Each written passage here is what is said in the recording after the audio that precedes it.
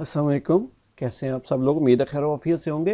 अभी आज के टॉपिक में हम जो बातें डिस्कस करने वाले वो सीरीज़ है। जैसे एक सीरीज़ आपको दिखाई दे रही है कि आपके पास पहला नंबर 1 है, फिर 4 है, फिर 7 है। सेम ऐसे ही आपको इसके ऊपर जो है ना एक और सीरीज़ नज़र आ रही है 1 4 9 16। तो ये आपके पास सीरीज़ हुआ करती है जिसमें हम क्या करते हैं, ख़ास सीक्वेंस में नंबर्स को प्रिंट कर देते हैं।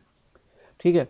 अब इसी सीरीज़ को आपने प्रिंट करना है। अब इसके अंदर लूप यूज़ होगी। अब हम यहाँ पे ये नहीं कह रहे कि हम इनपुट लेंगे एक नंबर और उसके बाद उसकी सीरीज़ बनेगी, नहीं।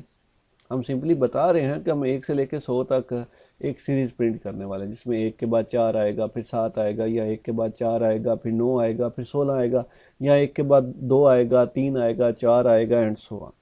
इसी को मद्देनजर रखते हुए आज की सीरीज़ हम प्रोड्यूस करने वाले हैं।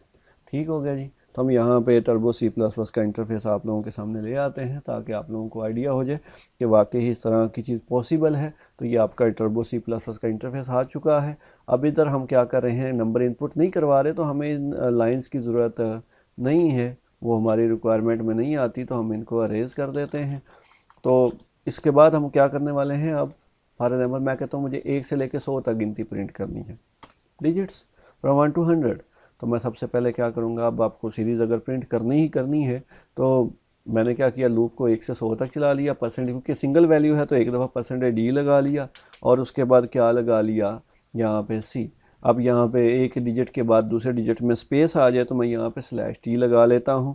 तो यहाँ पे आप ज़रा गौर करिएगा, मैं इसे कंपाइल करता हूँ तो आपको 1 से लेके 100 तक जो है ना वो डिजिट्स प्रिंट हुए हुए नज़र आएंगे जी। आप ज़रा गौर कर लीजिएगा, ये देख सकते हैं 1 से लेके 100 तक।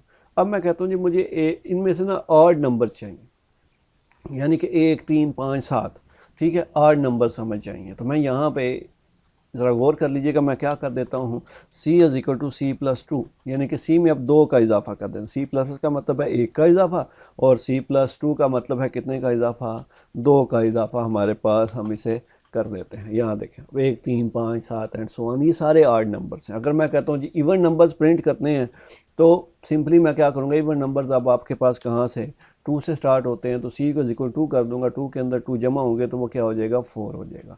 तो ज़रा गौर कीजिएगा, यहाँ पे मैं अब इसे दोबारा से कंपाइल करके रन करता हूँ तो आपके सामने कौन से नंबर्स प्रिंट होंगे, जो है ना इवन नंबर्स प्रिंट होंगे 1 से 100 तक।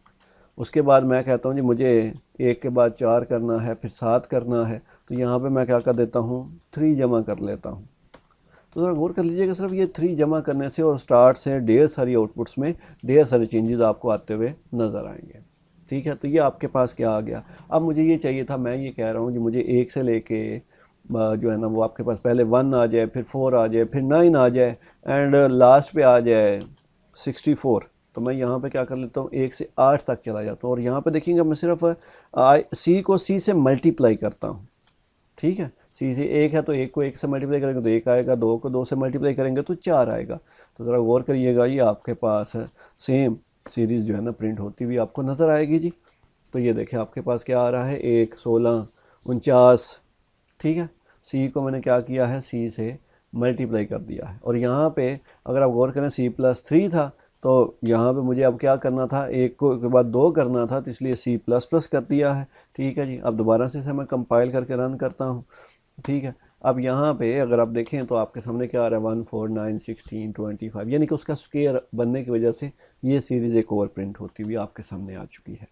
ठीक है, अब मैं कहता हूँ जी मुझे सीरीज़ की वैल्यूज़ को जमा करना है, यानी कि ये जो सीरीज़ आई है इनकी वैल्यूज़ को जमा करना है, और जमा करने के बाद जो सिंगल रिजल्ट प्रोड्यूस होगा स्क्वायर हो के उसे क्या करना, मैं कहता हूँ 1 से लेके 10 तक या 1 से लेके 20 तक जो इवन नंबर्स हैं, ठीक है, या ऑड नंबर्स, मैं कहता हूँ जी ऑड नंबर्स, यानी कि 1 3 5 7, तो मैं सी में 2 का इजाफा कर देता हूँ।